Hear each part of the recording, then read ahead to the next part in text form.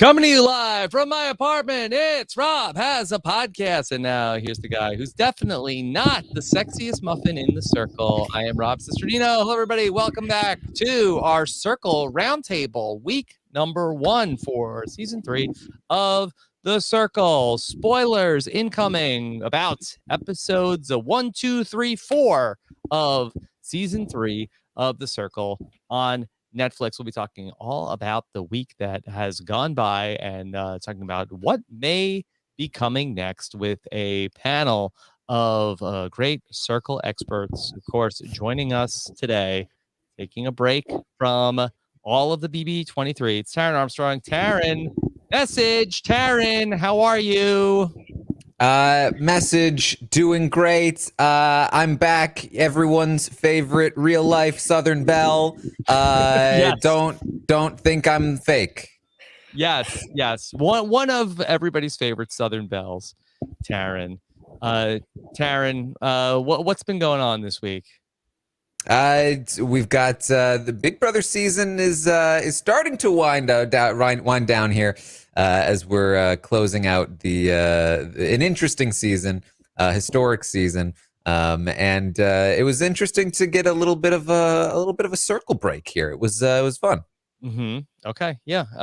We'll talk about it all. Here with us today, that in cosplay. Here is from Why Blank Lost. David Bloomberg is here. David, how are you? Good. I have changed my profession. I am a punk rock drummer. Yes, because this is how punk rock drummers dress. That seems on brand. Mm-hmm. Yeah, absolutely. I've got my dog, my wingman here.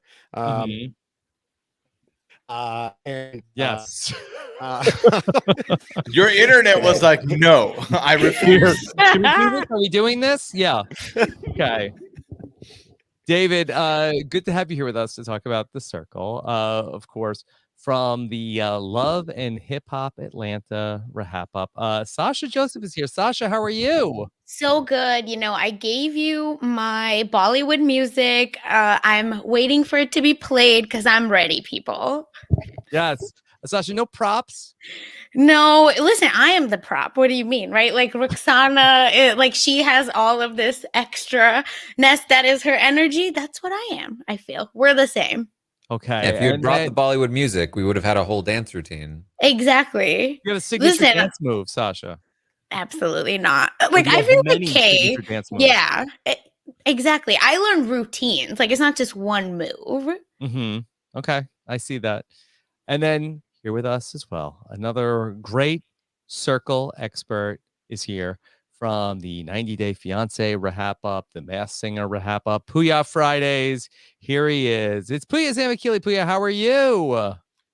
I'm doing very, very well. Similarly to Calvin, I'm a man of many talents, private chef, partner, streamer, and, annoyer of Liana Boris. So here I am. Very excited to be back once again. All right. So we got our Circle panel here today. We'll take some questions from the chat live if you have them as we talk through the full week of the Circle. By the way, that we are, very busy with everything with Big Brother and the Survivor preseason. So we don't have daily Circle recaps for the episodes. But one of the things that we're going to be trying out this season is that we will be having some of our podcasters do mini recaps on our TikTok at Rob Has a Podcast on TikTok. So be on the lookout for that. I believe that our episode 2 recap is up.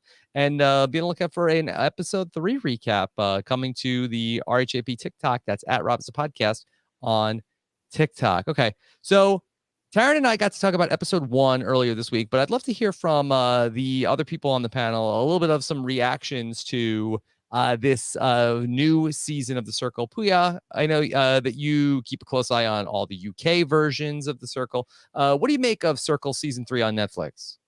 It's so far low key So far, so good. I'm happy with what I've seen thus far. It's very clear they've used some blueprints from the last season of the UK, An orange especially prince. with this. Yes, with the clone twist. Taran and I talked about that extensively when the season came out earlier in the year. No, but like I think for me, the way I went about it was, is this going to be better than season 2? Because I've kind of season 2 didn't hit for me. It was too much strategy. With the Circle, I like it to be a little bit more in the middle of the road somewhere. And I feel like it's starting to find itself here. I will say, just based on the 50-second preview they showed us of the next batch, it looks like the next batch is going to be better. So that's also giving me more of a positive note on it so far. But I've been happy with what I've seen thus far. It picked up after the first episode. Okay, Sasha, how about for you? Yeah, I'm like not super into this cast. I did it because I think I watched the UK version and I was like, it's so similar. Like literally everything feels the same. And then on top of that, we have this weird like twist. So I don't know. I'm still stressed about Manrika. So I don't know, y'all. I have some baggage coming into this. Yeah. Okay, David, what are you thinking about the Circle season 3? Well, I'm a bit the opposite of Pooya. I'd like to see more strategy, probably not a surprise to anyone. But I also was a bit disappointed in these first 4. I mean, it took till the end of the 4th episode to get the first normal blocking. You know, I mean, there were all these other things going on for the whole first 4 episodes. I was just like, when is something going to actually happen here? And so, there was some fun moments and some odd moments along these first 4, but I haven't seen the other versions of it, so I come in a little bit cleaner, I guess, and not worried about not so much worried, not thinking about what happened before. And Taran, you and I got to talk about the first episode the other day, and while they got to sort of a night 1 elimination on the Circle, I really did feel like that the second season got out of the gate in some ways quicker with everything going on with Terralisha and Savannah in that first week. I felt like that this first week ended up kind of dragging. It definitely was slower after the premiere, which was a faster premiere than the previous season, but it did feel slower. And I think that that's largely due to this whole orange-blue clone situation, which they spent a lot of time on. I feel like if there was a fault in these first 4 episodes, it was that we might have gotten to know the individual players a decent amount, but I don't feel like I know what their relationships are. That we got one real like opening up conversation and a bunch of like flirty conversations, but I feel like I don't really understand who's really friends with who and who I'm supposed to feel like I care about in terms of relationships. I'm so sick of all the flirty conversations on the Circle. Enough already. Enough. Nobody's hooking up. Like I'm so tired of watching it, and it's like always like some guy flirting with it's a catfish always. it's never even like doesn't go anywhere. I mean, hey, has anyone caught up with Chloe and Mitchell lately? Didn't that happen? Yeah. I believe it did. Sasha, am I wrong? No, 100% not. Like maybe because I don't like Nick. So I think he's so thirsty and he's constant. I was like, chill out, dude. Like, we don't need you to do the absolute most. Like, he's such a bro. I can't. So that's why I think I'm not into it. I can't get into it because of him. He's such a dummy, though. He's got the worst reads. The 2 people he started flirting with, if he had even paid attention to the profiles, he might have realized something was going on. He's just so clueless. And I think, so I did see your tweet, Sasha, about not liking him. I also do not like him, but the minute I saw him, he kind of has a little bit of resemblance to Nick from New Girl. Facially. Okay. He has a bit of that similarity. So it's as if like I'm discounting everything he's doing because I'm like, well, it's Nick from New Girl. He'd be doing dumb stuff like that. So that's the only redeeming quality he has for me. So I mean, the thing is, he's a bro who's a computer scientist from MIT. So his idea of being a bro, I think, is skewed in terms of what actual bros are and what actual interactions with women are.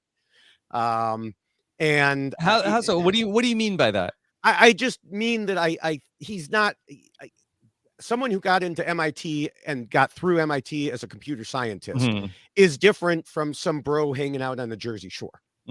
Well, tech bros are real, though. As someone that lives in San Francisco, that went out with lots of them, will tell you there is not. They're the same. And I was in a sorority in Oklahoma. Like, okay. Queen bro, I'll tell you. No, I was like, basing it off of my son being a computer scientist, who didn't even bother to apply to MIT because he didn't want to go there. And I met some people at MIT when we went for the school visit, and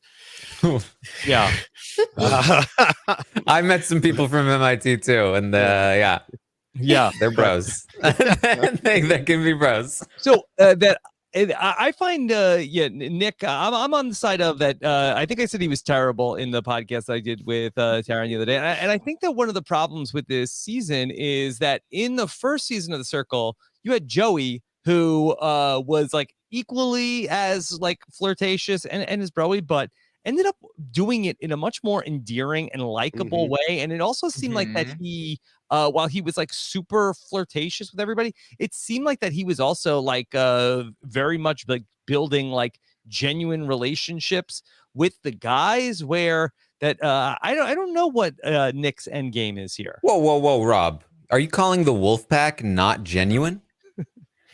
Come on now. Yeah, there's a whole squad. I guess they are a squad.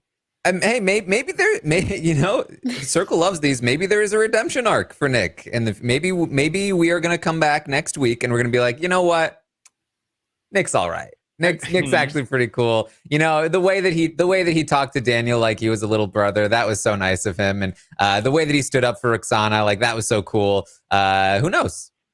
I mean, he came in third in the final ratings of the that we've seen so far. That goes back flirty, it's a very valid strategy on the show. Like I get that. Like, because people are like, well, this person's flirting with me, I'm not gonna vote them in. Like it almost like never goes like horribly wrong. Maybe like when there's a catfish, like being like super obvious and weird about it. So it's a decent strategy. I'm just saying that it's like it's getting boring for me to watch.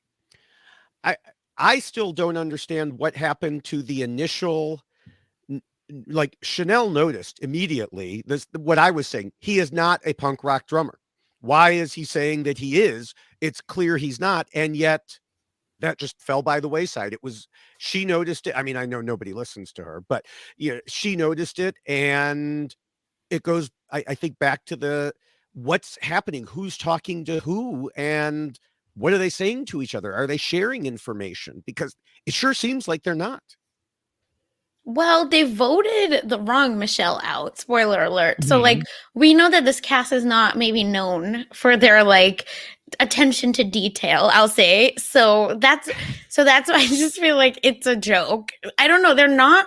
Usually we'll see like they go back and forth, but they end up making the right decision as a group. But I don't think we've seen a few seasons of The Circle now. And someone like a cast just flops so hard that at this point it's funny. Like, keep it. Yeah. So, I mean, to be fair, and we may get into this more, I think real Michelle did a terrible job. Okay, well, let's talk about the orange Michelle versus blue Michelle saga from this week, because that really was the A storyline over the course of the week. And Pooya, I have to say, I was completely gobsmacked. I was gooped that they voted out the wrong Michelle unanimously. This was hilarious. Now, my intention isn't to spoil the last season of the UK season, but they had the exact same twist there. It didn't work. So for me, coming in to see it work and the imposter gets to stay was wild. I definitely enjoyed it. I think Sasha hit it on the head. The reads of all these people are so wrong. Kay is out here living the top 2 ratings in a row, but every read Kay has had is just wrong. Yeah. And it's been great to watch. I've loved that very much. I think they made the right choice picking Michelle, because Michelle literally at every moment was just shocked at what was happening, and then made no effort to put a good convincing story up, which was exciting. Now, again, when we look at it through a prism of just 4 episodes, it did make the bulk of this first quarter just about this twist. So for me, because I enjoyed the twist, comparing with the old side, I was okay with it. And Taran, I really, once the sisters got going as Blue Michelle, and I just felt like, oh my God, they're doing terrible. This is so obvious, and somehow the momentum shifted against the real Michelle. I mean, that's the thing. What I think happened here is that, for me at least, it was more so the individual campaigning work that that the sisters did that won the house over, as well as I think Kay really feeling strongly right from the get-go, just on a bad read. Because personally, I felt like real Michelle was just completely way more believable than fake Michelle in all the questions and the pictures. Like, she had so many details, and she's trying too hard. And the other one was just so blatantly like generic. I'm not going to give any details because I don't know any details. But I think at that point they had already decided who they thought they wanted to keep, and I think probably more so than they let on in the edit. I think probably people were kind of like, I don't really care which one is real. I care which one I have the better connection with, given the period of time that we've been doing this. And I think that's where the sisters shined. Now, I think where this twist fails is in its conception. I think that you're choosing the person who is first out to be the clone, and then if they succeed, okay, now they've succeeded. Okay, that's great, but now they have to do well in the game too to stick around to make it seem worth it. But these are the same people that got booted the first time, and they make all the same mistakes, and they just get booted immediately again. So it kind of felt, I feel like, again, big weakness of the first 4 episodes, it kind of felt like a giant waste of time. I mean, yeah, right.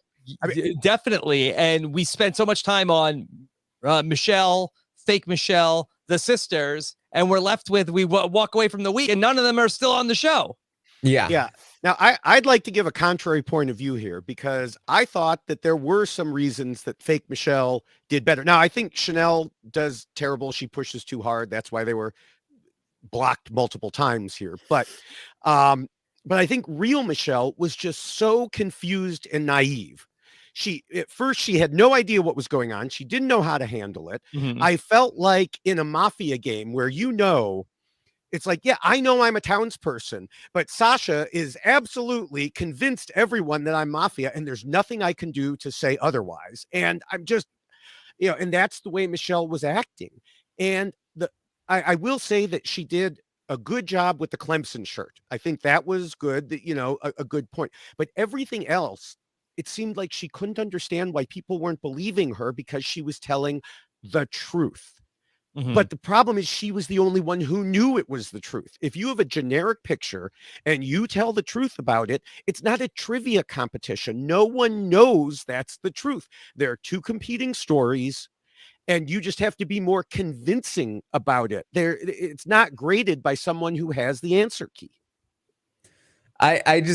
For me, it right away, the second the clone is introduced, go to the circle chat, I felt like Ava and Chanel immediately gave the game away. Yes. When right out of the gate, they go, I don't know what's going on, but this is like a genuine case of identity theft. Well, I'm the real one. Their first comment, Taran, was like, I would never lie to you. Like, well, who said anything about lying? What are you talking about? Like, what are you talking about? You just completely gave yourself away because things that we never even accused you of yet. Yeah. Yep. The real person in the circle would be like, I don't know what's happening. They don't even know they're in a fight for their life yet.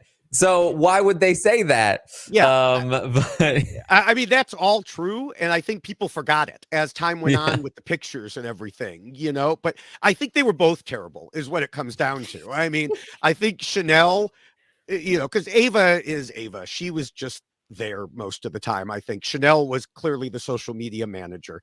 And I think she overdid it both as Ava and then as Michelle and then as Michelle again. And but real Michelle was just so I said it before, clueless about the whole situation. I mean, she's my age, but she's also not involved at all in anything social media related, I feel like.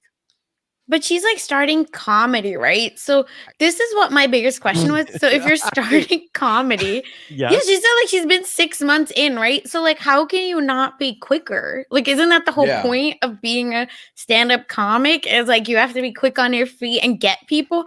But she's just like damsel in distress, like someone help me. And like Orange Tally, which is the UK version, like Blue Tally was the correct one, I think. Yeah. And she had a ally. That's the problem, is that Orange Michelle had no one. Yeah. So they were like, supposed to have Kay. The problem was that Kay was essentially the Manrika to Michelle, but she had the complete wrong read instead of Manrika's right one. Oh my God. Manrika can do no wrong, obviously. I mean, Sasha, she said she's she's doing open mic and she's telling her stories. So I don't think she's the kind of quick-witted. She's not an improviser. She's not like Robin Williams. Girl, but you got to know something. Come on. You on the circle. I haven't been to many open mic nights, but I've been to a few. And then you don't necessarily have to be good, Yeah, but forget about Michelle. Sasha, I want to talk about the sisters. What is with these two? That that they're like that they wear all their clothes are like currency. It's a gimmick. It's a gimmick, right? What is this look? What are they going for?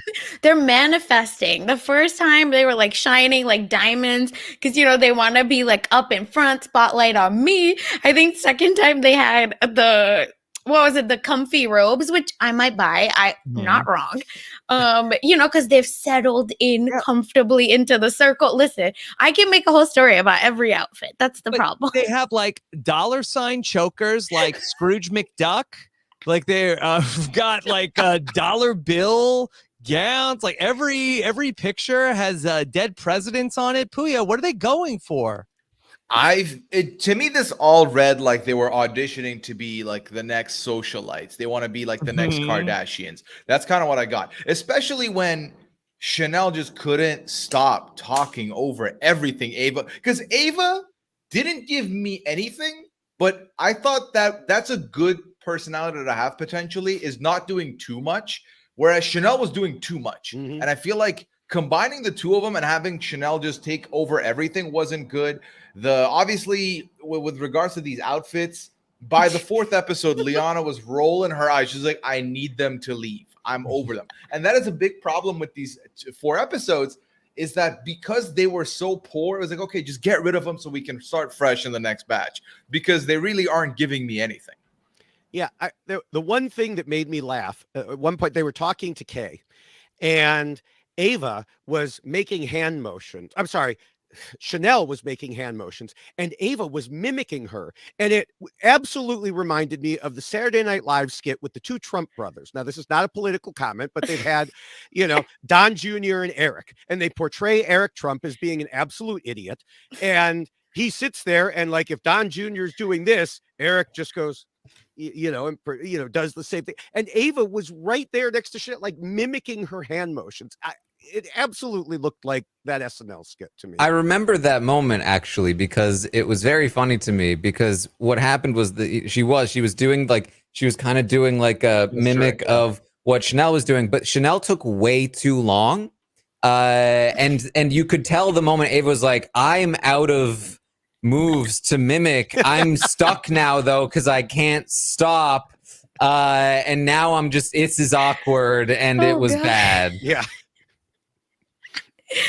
Oh my God. No, I just think they were just not a good cast together. I will say, I think having like so many extra people on a cast, and I'm an extra human being, so I feel like I can say this. Like, it's too much. Like a Daniel, Chanel, and all of the. I think it's too much. Like, I think constantly, and then Kay yelling, right? Like, and then Sophie Isabel comes in, starts yelling. I just think like all these people yelling. I couldn't get through it. I was like, how do I make this fun for me? I want personalities to come. I don't want this like fake, over the top, like I need my soundbite to come. Like I don't find that to be fun. Mm-hmm. Yeah, we talked about this in the first episode recap, but I feel like that they really have a lot of like sort of like loud East Coast type personalities in this season. I don't know if like that's what they're looking for in circle casting, but I feel like that we do have quite a bit of that here with this group. I want to talk a little bit about we got 2 new people in the circle, and Pooya, I felt like that they went 0 for 2 on the new additions to the circle this week. Interesting. So you had nothing in for Isabella or for Jackson. You're out on both. I was saying this with Taran the other day that I think that what I was a little bit enjoying in the first episode, I felt like that we didn't go super heavy on catfishes. And maybe I'm just sort of feeling like okay, this is the Circle season 3, and I haven't even been watching the UK editions of the show, but I'm finding all the catfishing a little boring. I think it's a little bit more interesting to see people like as themselves and like making sort of like more authentic relationships. And then we had 2 people come in and 2 more catfishes. My thing about the 2 new catfishes was that for me, Isabella looked a lot like the real person of the other dude that she was catfishing as a dude, but I thought that she looked similar to Isabella, and the dude she was catfishing as looked similar to Nick. And it's getting very jumbled in my head. I don't even remember the name of the dude. I just think of him as the Nick clone. That's the Isabella clone that I don't even know. It's Jackson.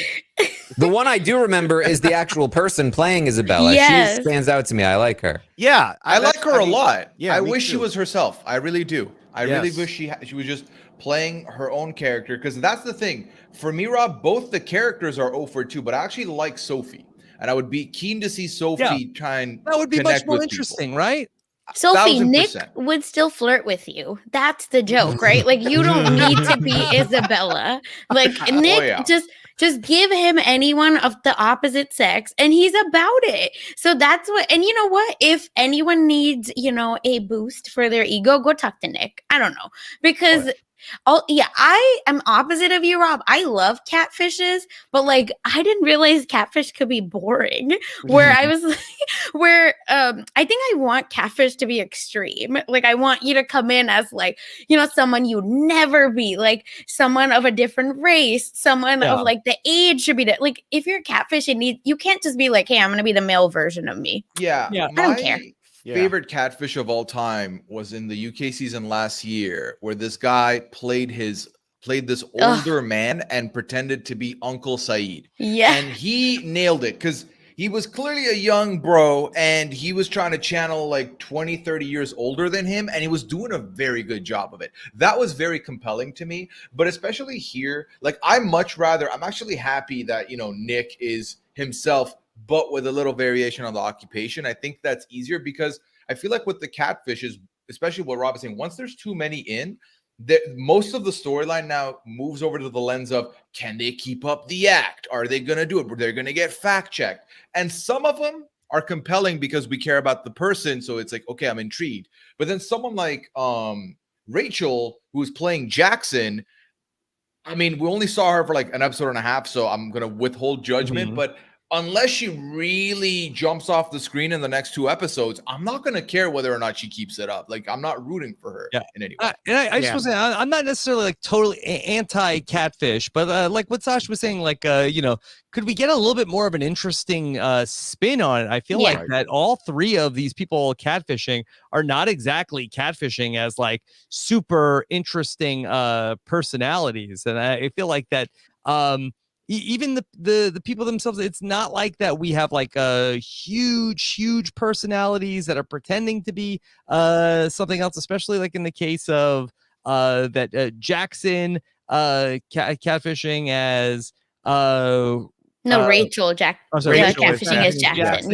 Yeah. Mm-hmm. I mean, and even the first guy, and it's Ashley and Matthew. And Matthew. Like even like Matthew hasn't been that exciting either. And his catfish is super boring. Well, see, my thing about the catfish is that when Pooya was talking about his favorite catfish, my favorite catfish is also from the most recent season of the UK. My favorite catfish is Manrika, who was being herself, but she was being so duplicitous and cutthroat in the game that she was essentially catfishing as another person to the other players in the game. And that dichotomy is what's very interesting. When it's just a person being themselves with a different face on the thing, but they're a little bit more boring. Like it's like, oh, I can't say this because that would be too interesting. I need to be more boring as a catfish. That's where I feel like it fails. Yeah, and I think that's the problem with Isabella. The most interesting conversation that Isabella had was when she was talking about her little sister, who is actually Sophia. I don't remember which it is, but Sophia. Okay. That was the most interesting conversation to me, which means, Sophia, if you had come in as yourself, instead of thinking that you had to put your idea of a prettier face up there, I just think it would have been so much better. Mm-hmm. All right. Well, let's talk about some of the players and the cast that are working a little bit more. We haven't mentioned Roxanna at all, and she ends up really coming into her own by the end of the week. She ultimately shows the second picture, has the reveal to the rest of the cast that she is a little person, and now finally, where it was like people were like, we feel like we don't know you. Now all of a sudden she has like showed a part of herself, and now she ends up coming in. What was she, 1 or 2? Yeah, number one. She was number one. So she and she looks like that she's now in a really strong position now moving forward. Yeah, I think so too. I mean, she had the good one-on-one conversation with Daniel. She must have made some other, good relationships along the way too. But I think it was revealing that part of herself also, or all of herself, I guess, that really brought her in, and it moved her up from second to last to first in the 2 different rankings. Yeah, I was really scared for my girl because I was like, wait, you're so cool to us. What happened? How are you ranked so low? Who are you not talking to? Like, come on, girl. You cannot be voted out. And then thankfully, I think she's like slowly letting her guard down. Like, you can tell that she's apprehensive of people, rightfully so, I think, with just her backstory.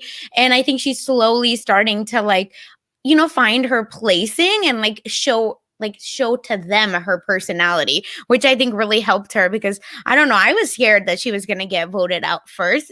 And I think this Thank God Michelle doesn't kiss her dogs on the mouth. Oh my God. Oh, first of all, why y'all kissing dogs on the mouth? Like, stop it. But also, yeah, I just thank God for Michelle because my girl needed a second to get her life together. And I'm pretty sure her picture was her at a Beyonce concert. So listen, that's all we need to know about Roxanna.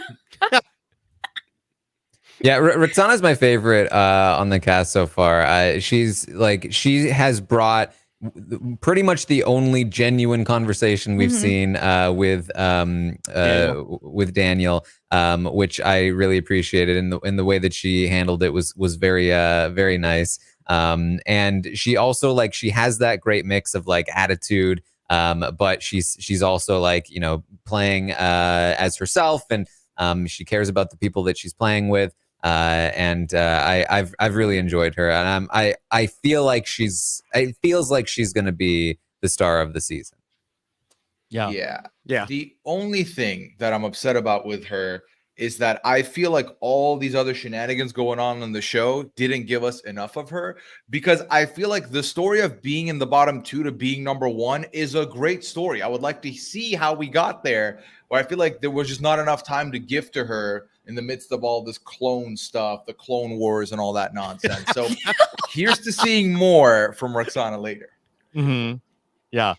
I mean, like at the end of the week, it really is frustrating where we spent so much time on the battle of the blue and orange Michelle, and just it was a war of attrition where neither of them end up walking away. And I know, like, even going back to last season with Savannah and Terralisha, like both of them ended up being out pretty early, but I did feel like that a lot of other people like sort of like rose from the ashes of that. And I don't really feel like that we've gotten that so far out of this season, where that I don't think that like we've seen too many other people that I feel like that I have like a rooting interest in.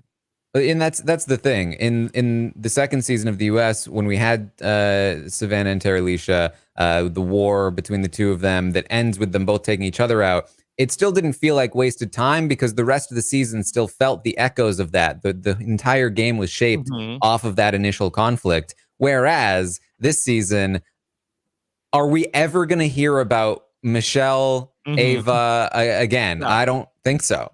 Hopefully it would be like a Big Brother season where the first 2 weeks were like there were two people that were on the bottom and they just like went after each other and got into like huge fights and were like okay, well, and like none of this matters to any of us here that are going to be going on and playing the rest of this game. Yeah. So we'll see. I would like to talk a little bit about Kay, who I think probably had the best week overall.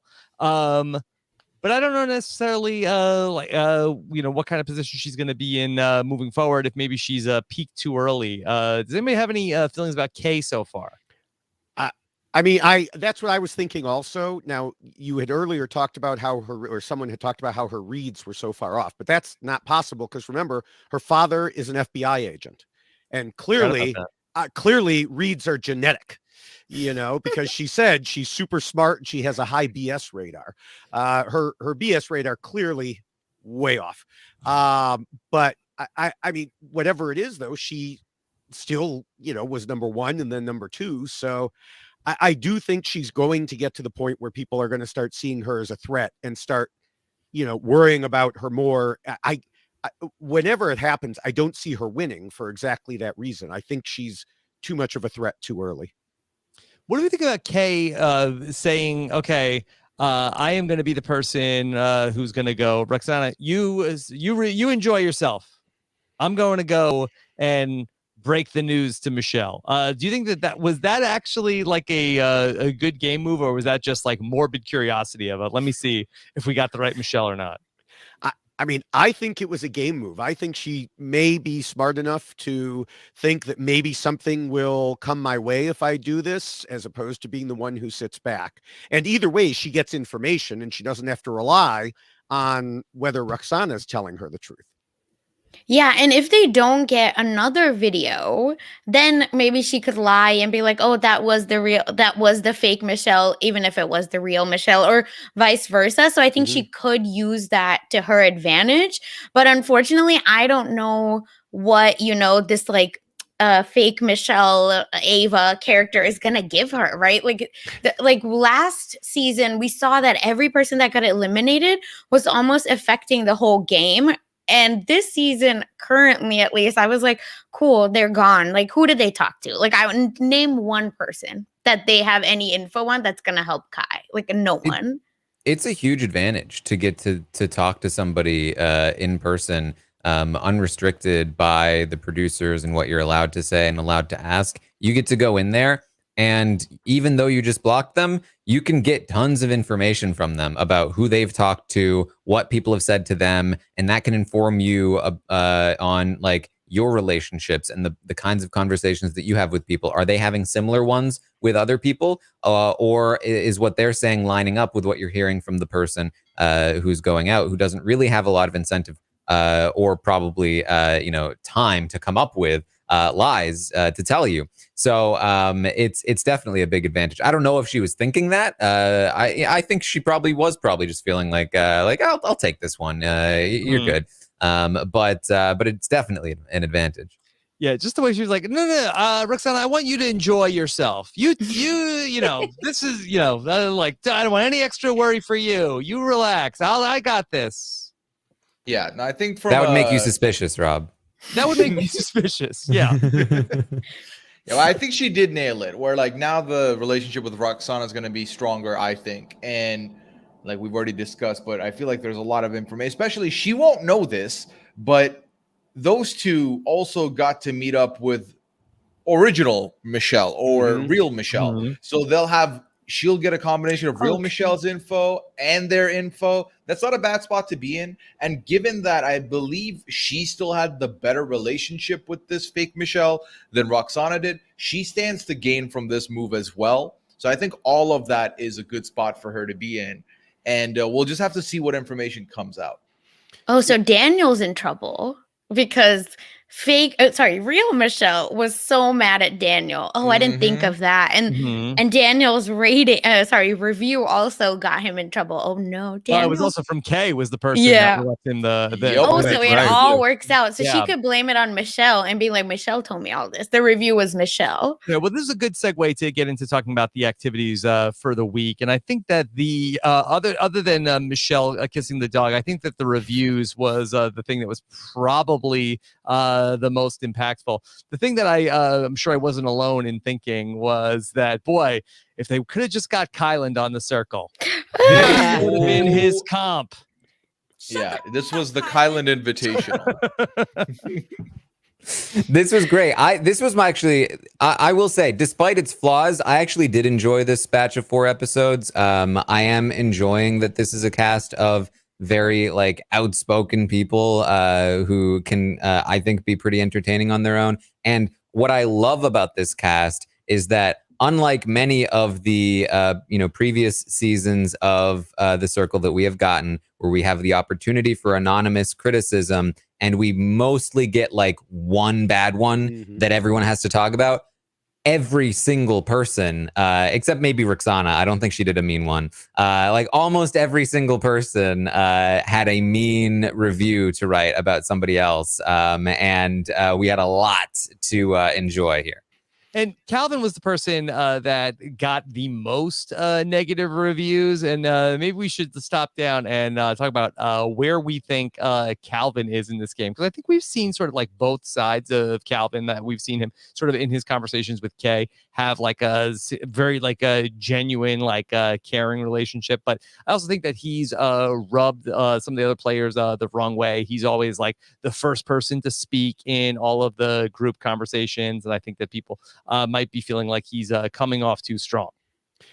Yeah, I thought that, honestly, I thought that from the beginning. I mean, from the moment that he said my charm works 99.9% of the time, I was like, oh, that's going to be fun to watch. But, from the very beginning, I thought he came on too strong, but then he was ranked second. And I thought, well, okay, maybe, it's not as bad as I thought it was. But then as time went on, I think he just was doing that. He was rubbing people the wrong way and it just became more and more obvious to the point that he ended up dropping to tied for 5th? Yeah. Yeah. And, I think he is just, the more you get to know him, the less you like him type of person. See, I personally feel the opposite. I really started to enjoy Calvin more and more the more I got to hear from him. The amount of support he had for Roxanna was awesome to see. It does seem like he is just like a pretty genuine guy that just has this very sort of like front of like I'm a lady, but he's also like he's been very loyal to his crush on Kay, right? Like he has not been playing the field, unlike pretty much everybody else. He's been like, nah, I like Kay, and Kay is my girl. And he is, he's a bit bro-y with his wolf pack, but he's also like loyal to his bros, and I appreciate Calvin. Yeah, I had the same feeling about him as well during the 4 episodes going by. I actually think the only thing he did wrong was do some of these things out in the open that would cause people to be intimidated by his win equity. Because I genuinely don't think he's getting pushed down for being bad or anything. He's being pushed down because he did so well in the beginning, and they don't like that he's, the first one to roll out the welcome wagon, to be friendly, to be nice. And, I'm not going to fault him for doing so. I feel like, I enjoy what he's doing. I feel like he's a bro that knows which rooms to be a bro in and which rooms not to be a bro in. And I think that's a very important skill to have in your bro cyclopedia. So. Oh my God. Bro cyclopedia. I don't own one, and I most certainly do not study it, but I've heard about it. Didn't Liana say you read a lot of shirts? No, she did not. Definitely. You're reminding me of yeah. I'm being reminded of when fake Michelle entered the chat saying, "No, believe me, I'm not an imposter." With you bringing up the bro cyclopedia, like, I don't have one though. Like, we know he has some shirt. Pooya has been blocked from the circle. Oh my God. Yes. I was just going to say, I do actually, what Taran said, I do actually like watching Calvin more now than at the beginning. I just think that the way he was, I think I agree with what you said. The way he was coming in, I just feel like he came on too strong for the people in the circle as opposed to us watching the circle, if that makes sense. I just think he's so nice, right? Doesn't Roxanna likes him? Kay likes him. What's up? Like, Nick likes him. Oh yeah, Nick obviously likes him. I think Nick is a shady guy, and I think Nick voted Calvin lower than he should have been, right? So no, I just think that Calvin is just, poor guy. He just got screwed by the ratings. I think people took advantage of this anonymous voting, because Nick would never, no one actually believes that, I feel, about Calvin. I just think that he takes up space, but I don't know that it's so bad or it's over someone else. Well, I think his worst nightmare is if Ashley ends up becoming influencer, because Ashley 100% is looking at Calvin from a game perspective and thinking, you cannot compete with him. I need him out. So if Ashley's in the influencer spot, I'm sweating for Calvin. Otherwise, there's a lot of different variables here where I feel like he's going to be completely well insulated and safe. Yeah, I actually think that being dropped lower now may help him later if they stop thinking of him as much of, as much of a threat. He may be able to make it further on, just hovering in that middle area. Yep. The good news for Calvin is that next week, it looks like they're going to have some sort of a cooking competition. So that does seem like that's going to be something in his wheelhouse.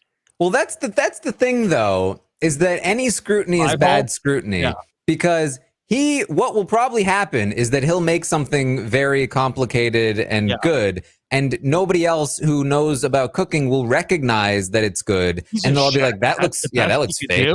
Yeah, that doesn't even look good. And then they'll be like, this guy's a liar. Or it'll fail spectacularly. I mean, Keith Famey couldn't make rice, to do a real old callback there. But the same thing could happen if they give him ingredients that are, baking instead of, cooking. They're not necessarily in the same exact area there. Let's talk about some of the other activities from the week. We talked about the thumbs up or thumbs down on the first episode recap. Does anybody else on the panel have anything they wanted to talk about from the first activity? The dogs, why are people so offended that you don't want your dog, who has touched so many surfaces and nooks and crannies, to touch you? Why is that a problem? So Michelle seemingly explained herself so many times, even when she got with the fake Michelle, with Blue Michelle. They're like, but why don't you kiss your dog on the mouth?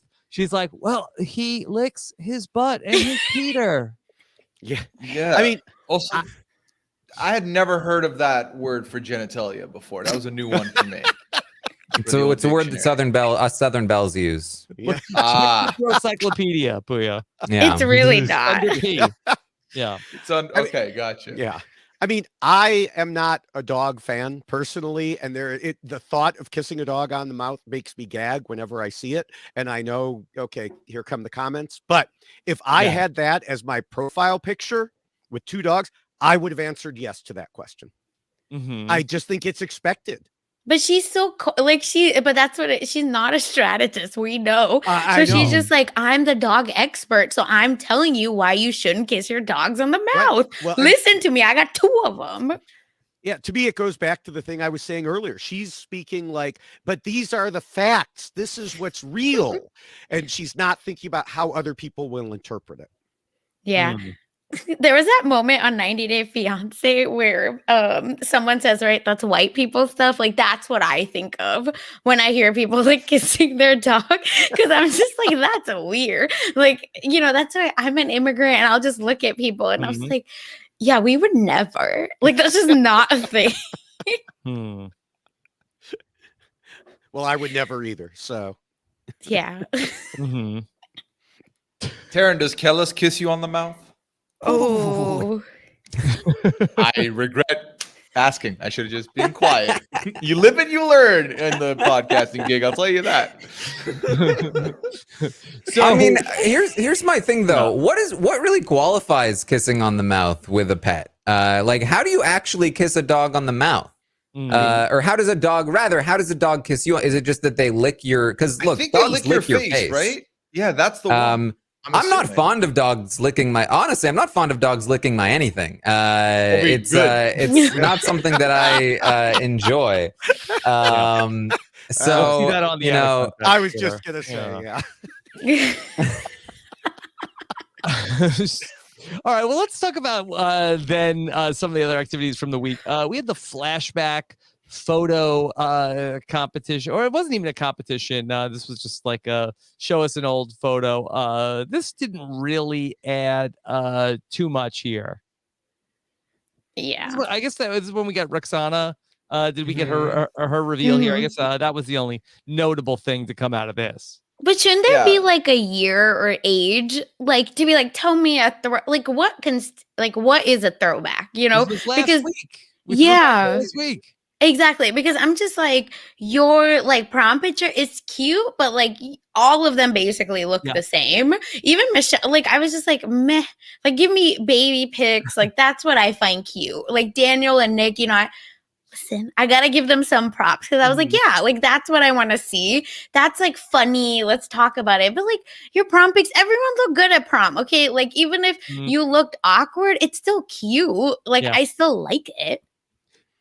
Just to go back, I know it wasn't this competition, but to go back to Michelle's wedding photo where we had that, and it wasn't from this competition, where Calvin's read of like, no, she blew it. 20 years ago, nobody had that hair in 2000. This is absolutely not. What a liar.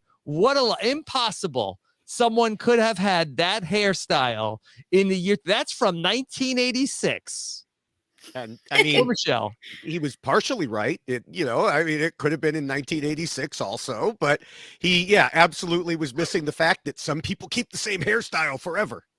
I mean, I've changed mine obviously all the time, but But it's also one of those things where I feel like now saying 20 years ago, it's like, okay, that was in like, early 2000s. And I feel like my memory, early 2000s, everything's higher quality, right? I'm assuming everything's like standard definition, a little bit better quality than like 90s, 80s. And I feel like the picture looked a little grainy, so he kind of let that bias just hit him and confirm that for him, which I think that was one of the big detriments for Michelle as well, with that whole the year saga with that photo. Poor Michelle. Then the third contest ended up being this sort of like a pop culture trivia contest. And I don't know why they do this on the Circle. Like, why is the Circle like a test of like, here's like 90s pub trivia? Well, these can be fun when it's questions that you would expect the person they're catfishing as to know, like or maybe even season. Exactly, and then they get it wrong and it's like, oh wow, why didn't they know that question? But that wasn't the case with these questions. They were all like super easy until it was the Harry Potter question, which dragon. That's an easy one, y'all. Like, Yeah, maybe it literally was like, oh, Hungarian Horntail, got it. I've read all the Harry Potter books. I would not have known that answer. I did a rewatch this year. That's why it was fresh on my mind for sure. Yeah. I don't know. It's in the movies too. Like, I read the books and watched the movies. It's just, that's like the only dragon I remember. No, so the thing is, I agree. The questions were pretty layup-ish. But the most blasphemous thing that happened during it was Calvin being like, definitely Kevin Hart was the one that oh my god, 1,000% Kevin Hart is the comedian in question here. I was like, where did you see this? He was kidding, Kevin Hart right? was married to Katy Perry. I'd like to think so, but I don't. He said it too many times. He could have said it once. I would have been fine. He said it twice. It's like, okay. I loved TKO. Russell Brand. Yeah, I loved Russell Brand. Russell Brand Flakes, I guess, was the. No, that's the King of Westeros, Russell Brand. Right? Oh, He has the best story, guys. And so that they got the chance after they won, the people that won this competition, they got the chance to go to the Circle party. Taran, how enticing did the Circle party look to you? I'm done with the Circle. I like this was not honestly not interesting the first time they did it in the first season of the UK. Yeah. But it was like, okay, I see this is kind of cute. The fact that they are continuing to do it through like the 7th or 8th season that they've done this between the UK, whatever, it's ridiculous. It doesn't look they're literally just alone in a room doing weird dances and dance moves. And everyone has to pretend like they really, really want to be at the party instead of doing anything else that's probably more fun. That's fun for me. Yeah, to be fair. Yeah, to be fair, they literally have nothing else to do. If they don't even give them like a slice of pizza. I know, but I mean, they got outfits. You got outfits, whatever. Do they get to They communicate? get to go to bed early. Yeah, well, but the other people who weren't invited made it sound like there was communication going on during the party too.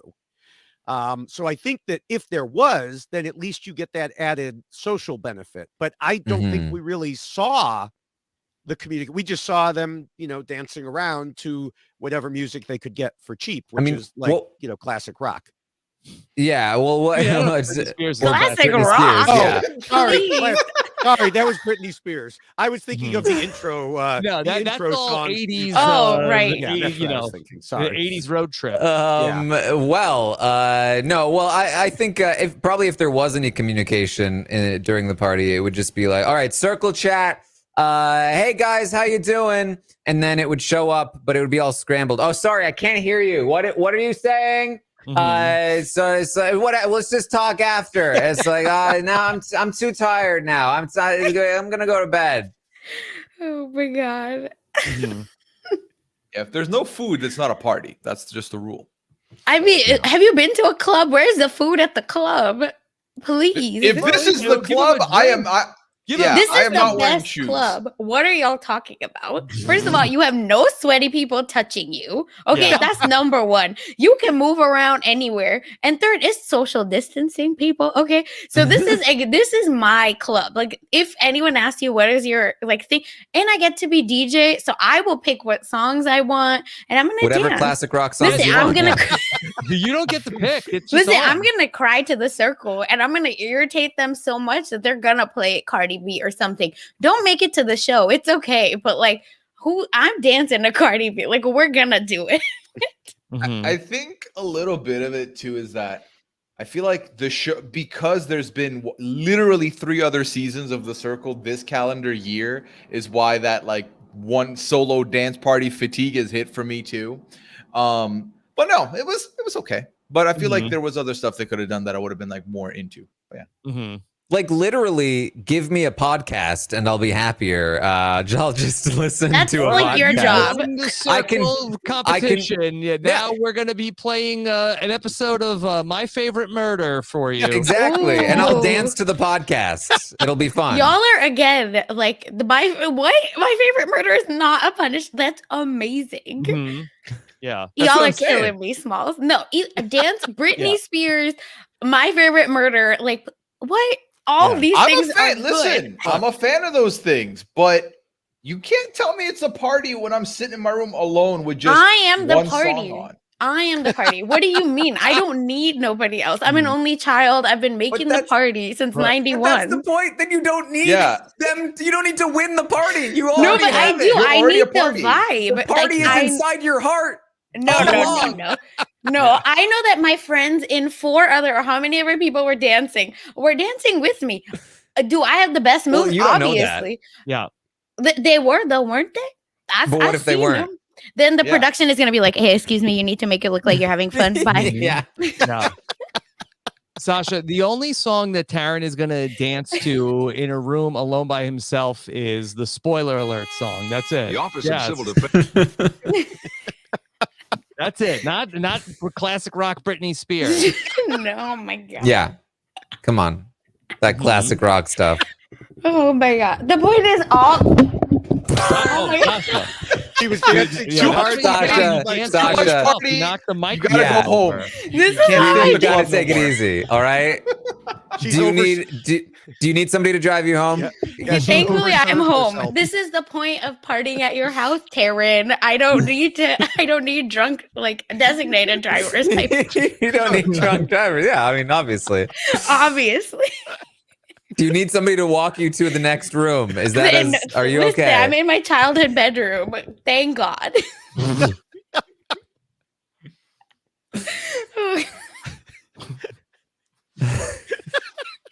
Pooya, what else happened this week on the Circle? Let's see, what have we not talked about here? Okay, so we've not really talked about Daniel all that Yeah. much. Maybe we're on the wrong path. I don't know. Who's the fashion star here that can David. give me some advice? Obviously, me. Are Daniel's shirts too big for him, or is that a new thing in fashion that I'm too old for now and I'm out of the picture? Mhm. Because every shirt I was like, I don't think that's your size though. I mean, I personally think the same thing you did. I would have to ask my son, who actually does work in for a clothing company. But you know, I didn't have a chance to do that research ahead of time. Yeah, because like Sasha, I feel like, you know, we both love our 2000s music. I feel like back in the day, an oversized That's right. jersey was a mood for Yeah. sure. But this is like a button up. It's like Charlie Sheen attire. Like, I don't know. Is I that don't know how bad? tall he is. That he weighs, I think, about 95 pounds. It is Yeah. possible that he might be too tall and hard to find a like a proper fitting shirt. Well, also the 90s are back, right? Oversized shirts are back. I know women wear that. Like I have a few like oversized shirts. So I don't know if that's the vibe he's going for. Yeah, oversized shirts, classic rock. I think it's honestly, I think it's a good look. I like it for him. You know, he's a small guy. And Sasha, you're right. I think this is a fashion I see on women a lot, especially you know, they like to have you know, the bigger shirts that sort of like hang off a little bit. I like it. I like it on Daniel. Oh, I thought you were gonna make a Whitney comment, and I was waiting with the what was it? The athletic- buckle? the athleisure? Yeah, yeah. Mhm. That was not exactly oversized. I No, don't think. the sleeves were. I think. Oh yeah, Mhm. that's fair. No, I Mhm. thought you were making a joke. That's all. Anyway, Sasha, again, yeah, what else? are you doing all right? You're cut off, Sasha. Yeah. That's I'm it. living my You're- best life. What do you mean? It's a I party need here. more from Sasha. Sasha, Yeah. what else did you observe this week? Oh my God.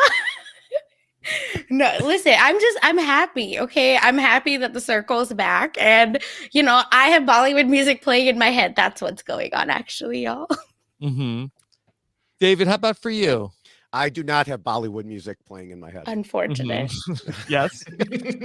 Oh, I Is thought there that was anything the else from the question. week that we didn't touch on? The only thing I could think of, and I hate to circle back to, well, I see what you did. bad pun, to the two Michelles. But there was the question that has come up, like, did real Michelle choose to go visit fake Michelle? Or, I mean, I think production basically told her that's the only person you can visit, because to do otherwise would blow everything Well, why up. would she want to go see anybody else? Like, don't you want to see who's been impersonating you? Well, if she had seen anybody else, she would screw over the fake Michelle, right? Because then they would be like, oh, the real Michelle came and saw me, and she was the real Michelle. So guarantee you, production did not give her another option. Can we talk about the fact that when she was gonna go visit them, the sisters thought, let's throw wigs on to throw her off so she won't know who it is. Like, wait, and then who are you I was two? like, this is dumb. Like, she's gonna know. And then she came in seemingly knowing, and then when they took the wigs off, she was like, oh wait, you're the sisters. And I was like, Michelle, this is why you left, because you have no understanding. I would have gotten away with it if it wasn't for you, damn meddling Michelle. And it was a whole Scooby-Doo thing. Just put a wig on and no one knows who you are. It's like Clark Kent out here. Like, put glasses on, you're good. Easy. I think they're wearing blonde wigs for Michelle because her hair is blonde, but like it was still obviously them. But they're so bad at this game. Like, as in fake Michelle and real Michelle. Everyone's so bad at this All game. Michelle's. Yeah, just they're out, and we're thankful. Yes. Well, we think they're out. I mean, there could, Ava's be coming another back, twist. obviously. Knock it off with the Michelles and the sisters. We good. Yeah, we got it. We got it. Yeah, and Taran, I couldn't believe they lied and said she didn't come visit us. Yes. Yeah. You know, I didn't mind that because, you know, if you don't lie, if you say she did come to see us, then you have to come up with who was she. Now you have to come up with an entirely new person. She's actually from the Backstreet Boys, and she was actually 30 years old. And if you slip up once and say she instead of he, or you know, like what did they say then? What did they say to you? What did they talk about? You have all these details you now have to nail. And if any of it doesn't sound believable, again, any scrutiny is bad scrutiny. And if you can limit the scrutiny to just, I don't know why it didn't come see us. Then I feel like it's better than nothing, probably. You know, I mean, either way, the fact that she got to see somebody put them in a real bad spot. I mean, I was thinking they, just as we figured out, production must have told her you can only see the other Michelle, that other people in the circle must have thought the same thing, or at least should have thought the same thing. And so when the remaining Michelle said, no, didn't come visit me, to me, that was, you know, a huge blinking red light that, okay, there's a problem here. They could have just said it was the sisters. You know, the sisters you just got rid of, they were the fake Michelle. Yeah, but then everybody's looking out for anything that reminds them of the sisters. And if they slip up at all, it's, wait a minute, the sisters. Yeah. Whereas now they're not on it's not on the radar. Yeah. I mean, they couldn't have made things any worse than they ended up making them. Taran, what about for you? Anything else from week one that we didn't cover? You know, back to Daniel. I really like Daniel. You know, I feel like I was not expecting to see the more like sensitive side to him so early. I hope that he is able to retain the feistier side as well, because I think he's really funny. But it was nice to get, like, you know, the guy that came in that was like you know, I'm leaving my feelings at the door. Like, I'm gonna ruin these people. To get the first like real human moment from him was nice, and it was probably my favorite part of the 4 episodes. So for people who are super spoiler averse, just want to give a little bit of a heads up. I'd like to talk about the preview that we had for next week. Did you all watch the coming attractions? Yeah, I don't think I did. Nope. Okay, all right. Sasha, could you give us the highlights of what's coming next week? Yeah, there are new people coming. I couldn't remember how many, at least 2, right? Mm-hmm. And there seems to be some drama. Like there's going to be some fights happening as well. I saw that. We got a burner account. Yes. And a musical artist is going to be, I guess, hosting a competition. Yeah, I think it's Lil Yachty. Lil right? Yachty, yeah, Lil Yachty is going to be hosting it's going to be a rap battle. Listen, so when I said I was excited for next week's batch of episodes, I was so relieved that I don't have to be here to break down the rapping of these circle, because they showed us a little snippet of Nick rapping, and I was like, take the mic away from him, please. I can't do this. So yeah, we don't need that drag. Yeah, there's also the cake. I think the cake design competition is going to be there. Yeah, seems like a wild week. I know. I'm excited. It looks action packed. Yeah. Mm-hmm. Yeah. I think somebody's going to be. There's going to be like a ghost hunter.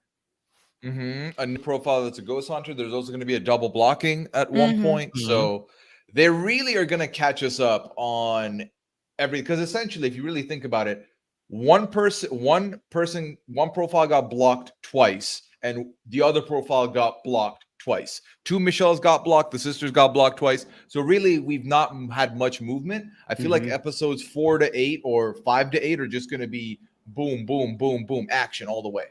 Okay. Yeah. All right. Anything else on the circle? I'm just excited. I hope Daniel does get his first kiss, soon. So I need to update on that, Daniel. That's all I care about. Okay. You want like a Joey season 1 that he's going to visit somebody? Yeah, please. Well, who would be the candidate? Listen, if he says, "Oh, I'm gonna go visit Ashley because she's my friend," and then he opens the door and listen, one thing leads to another. I don't know. Yeah. Okay. That's all I'm saying. Yeah. Yeah. I mean, speaking of Ashley, we have not discussed Ashley at all, pretty much. But that's what I was going to say. I'm also not sure there's anything to discuss. I was just looking over the list of players. I'm like, okay, we've talked about each of them. Exactly. What is there? I did really like Ashley's moment with Isabel. Again, we talked about that a little bit, but that was a nice moment. Was like talking about himself, like he would have been something that would have been far more interesting to play as himself than they were. Like, I'm going to make a catfish who's going to be pretty boring. They were 2 catfishes talking about themselves, tending to talk about somebody else in the third person.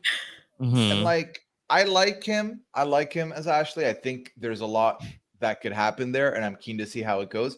But for the love of God, please stop saying Daddy Nick. Please. Oh my God. I didn't even want to bring it up. Yep. I don't, and just stop that. And then we're okay. Will he be on the calendar 2023?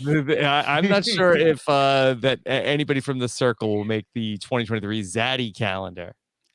Sad. Never say never. Never say never. Okay. All right.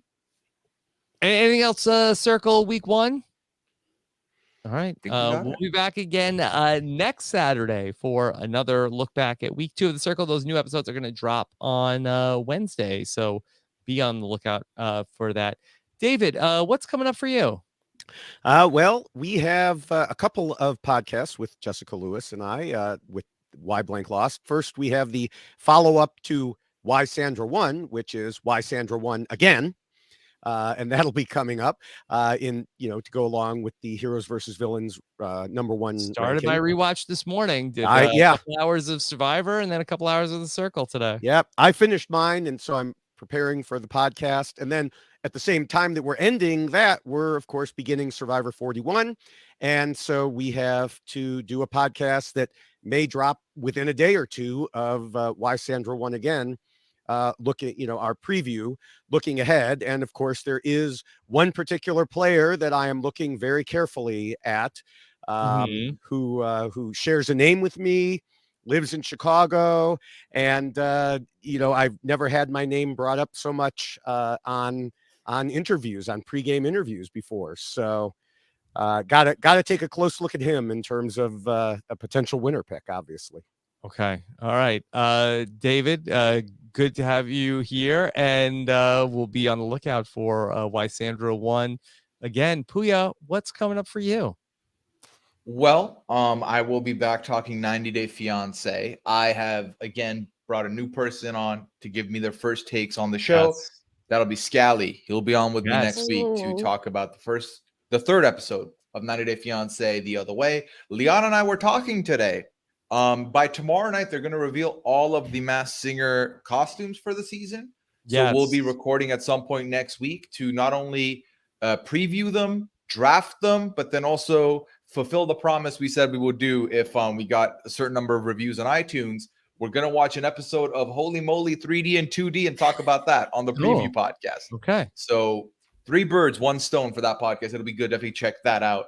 And then obviously Friday mornings when it's nice, the weather's good, I get to talk to Taran about Big Brother stuff. That'll be this Friday until the season ends, actually. And I'll leave the one remaining plug because the person to my left was there with me and let me be on their show. So I'll leave that to Sasha. Okay. Sasha, what's Pooya talking about? Yeah, I am the host of the Love and RHAP, the Love and Hip Hop Atlanta podcast, where I talk 2 episodes every other week. This last week, I had Pooya on. Honestly, it ended up being like this mashup of 90 Day Fiance with Love and Hip Hop and how moms are just crazy across all like reality TV. And Pooya and I almost figured out maybe we should refigure out who the Hot Mess Express is because Love and Hip Hop, man. So I think we have a new fan in Pooya. That's all I cared about.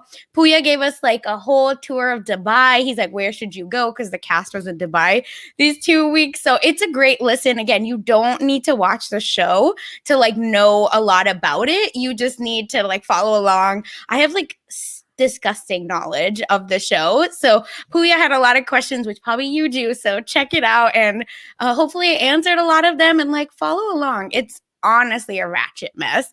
And if you want more of me, I cover Never Have I Ever on Silent Podcast with Chappelle. We're on every week as well. And I cover Survivor South Africa on there as well. So check it out. It's on Apple and Spotify as well. Well, Sasha, great to have you here to Thank you. talk about Circle season 1. So much fun. And definitely check out the Love and Hip Hop RHAP up. And then Taran, what's coming up for you? Well, as always, you can find me on Twitch, twitch.tv/Taran Armstrong, talking about Big Brother every day as well here on Rob as a podcast. And Survivor's coming up. So, I'll be doing some Survivor stuff as well. Check it out. All right. Taran, great job all around. I got the list of what's coming up on RHAP on Slack real quick. Let me give you some highlights of what we're working on. Of course, I got to speak to Pooya and Washington Post TikTok guy Dave Jorgensen this past week, talking about the number 2 season of all time, Survivor Cagayan, on the top 40 countdown. This Tuesday, we will be ending, very sadly, the top 40 countdown is coming to a close. I don't know. I might just have to only watch a season of Survivor every week for fun after Tuesday because Shannon, Gus, and Chappelle and myself are closing it out. Plus, be sure to check out, I dropped the podcast with Bryce Isaiah. He came by to tell us who is going to be gracing the 2022 Zaddy calendar for the new year. Bryce will be back this week for his season 41 preview. Issa look. Taran and I got together on the BB Q&A. As part of that, we did our exit interviews with the last 2 people eliminated from BB23. We also took calls from the patrons. I think that Taran, yesterday might have been the best BB Q&A of the season. It was a good one. It was a good time. Really good one for the patrons of Rob's podcast. Plus, we're doing a Survivor Q&A for the patrons starting in the preseason and all season long. Check that out at robswebsite.com/patron, plus everything else we're doing in our patron podcast feed. Thank you so much for joining us here to talk some Circle here today. We'll be back 1 week from today to talk about week 2. Take care, everybody. Have a good one. Bye.